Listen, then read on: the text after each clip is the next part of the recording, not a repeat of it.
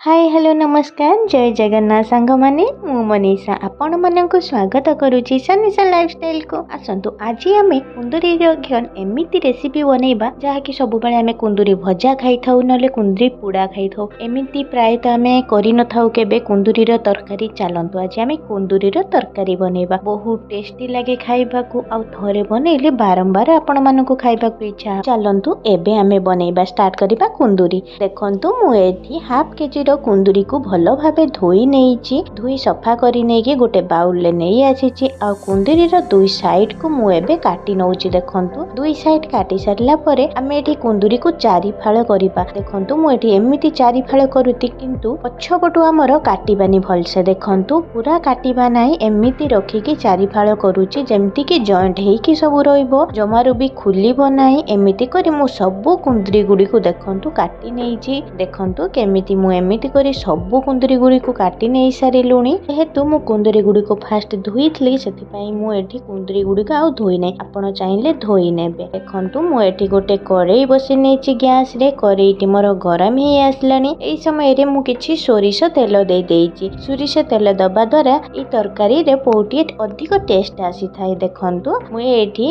तेलटी गरम हे सारिबा परे एठी जो कुंदुरी गुडी का हमें काटी रखिथिलु से कुंदुरी गुडी को मु एथिरे देई दउची कुंदुरी गुडी को देई सारिबा परे सेथिरे मु अल्प टिके लूण देई देइची लूण देई सारिबा परे आमे ताकू टिके भलो भाबे गुळेई नउची गुळेई देई सारी कि मु एठी गोटे घोडणी देई दउची घोडणी देई भलो भाबे ताकू आमे भाजीबा को छाडी नबा देखंतु एबे हमरो घोडणीटी मु बाहर करी नउची घोडणीटी बाहर करी सारिबा परे आमे ताकू भलो भाबे टिके गुळेई नबा नहेले कुंदुरीटी हमरो पुडी जिवो एमिति आमे घोडणीटी देई देई कि भलो भाबे कुंदुरीटी को सिजेबा आ ताकू भलो भाबे भाजीबा पई छाडी दबा जेमिति कि टिके गोल्डन ब्राउन कलर आसी जिवो आ कुंदुरीटी भाजी गला भली देखा जिवो आ भितरु मध्ये सॉफ्ट हे जाइथिबो सेमिति आमे भाजीबा देखंतु मु एठी भलो भाबे मोर कुंदुरी गुडी को सब भाजी नेई सारिची भलो भाबे हेई सारिबा परे आमे आको गोटे प्लेट को बाहर करी आनिबा देखंतु मु एठी गोटे प्लेट को बाहर करी आनुची सब कुंदुरी गुडी को एमिति करी आमे सब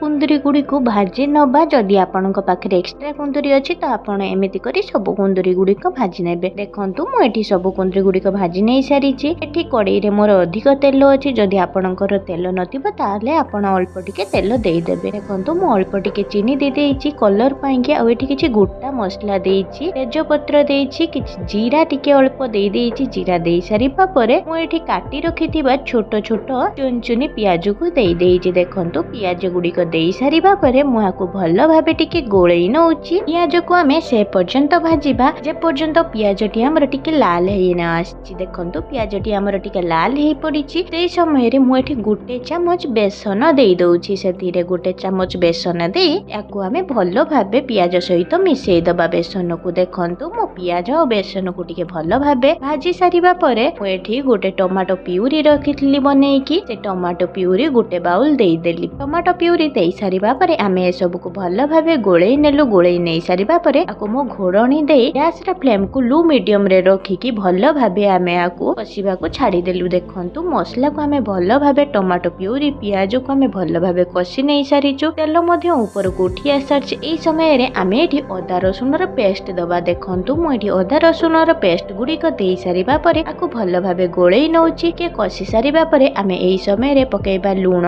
हळदी लंका गुंड देई सारिबा परे मु एठी तीखा लाल नैछि अधिक राग नुओ कि अधिक कलर नुओ सेति पई कि मु तीखा लाल रो यूज कर नैछि देखंतु मु ए सब को नै सारिबा परे आको भलो भाबे कसी नउछि मसला सहित मसला को भलो भाबे आमे एमिति कसी नबा मु धीरा आंच रे घोडणी देई भलो भाबे कसीबा जमार मु एठी पानी देई नै ए पर्यंत भलो भाबे कसी सारिबा परे तेल टिके ऊपर को उठी आसला तेल मसला रो बाहर को बाहरी आसीबा परे आमे एठी मसला रो जो पानी थिला ताकू आमे देई दबा सेथिरे मसला रो पानी देई सारिबा परे आको आमे भलो भाबे टिके गोळेई नबा गोळेई सारिबा परे घोडणी देई मसलाटी को आमे फुटिबा को छाडी दे घोडणी दबा द्वारा मसलाटी हमर भलो भाबे सिजी जाई थाए आ भलो भाबे कसी हे जाई थाए जोथि पई कि मसलाटी टेस्ट अधिक आसी तो मसला रो मोर तेल गुडी को ऊपर को केमती पूरा रेड हे बाहरी आसुची एई समय रे आमे आको भलो भाबे गोळेई नबा आ कसी नबा देखंतु मो मसलाटी को एमिति करी भलो भाबे कसी नउची मसलाटी को आमे जते भलो भाबे कसीबा सेते बढ़िया टेस्ट आसीबो मसलाटी भलो भाबे कसी हे सारला परे मोटी जीरा पाउडर धनिया पाउडर गरम मसला पाउडर ପାଉଡର ଦେଇକି ଭଲ ଭାବେ ଗୋଳେଇ ନେଉଛି। ଟିକେ ଭଲ ଭାବେ ଆକୁ ଭଲସେ ଗୋଳେଇ ନେଇ ସାରିବା ପରେ ଏଇ ସମୟରେ ମୁଁ ଏଠି ଫୁଲ କ୍ରିମ ଦହି ନେଇଛି, ଯୋଉଟା କି ଜମାରୁ ଖଟା ନୁହଁ। ମୁଁ ଆକୁ ଘରେ ବସେଇଥିଲି। ଏଇ ଦହିକୁ ଆମେ ଏଥିରେ ଦେଇଦବା। ପୁରା ଫୁଲ କ୍ରିମ ଅଛି, ଜମାରୁ ବି ଖଟା ନାହିଁ। ଆକୁ ଦେଇ ସାରିବା ପରେ ଆମେ ଭଲ ଭାବେ ଆକୁ ଗୋଳେଇବା ଯେ ପର୍ଯ୍ୟନ୍ତ ମସଲାଟି ଆମର କଷି ହେଇ ନ ସାରିଛି। ଦହି ଦେଇ ସାରିବା ପରେ ତାକୁ ଭଲ ଭାବେ ମିଶେଇବା, ନହେଲେ ଦହିଟି ଆମର ଛିଡିଯିବ।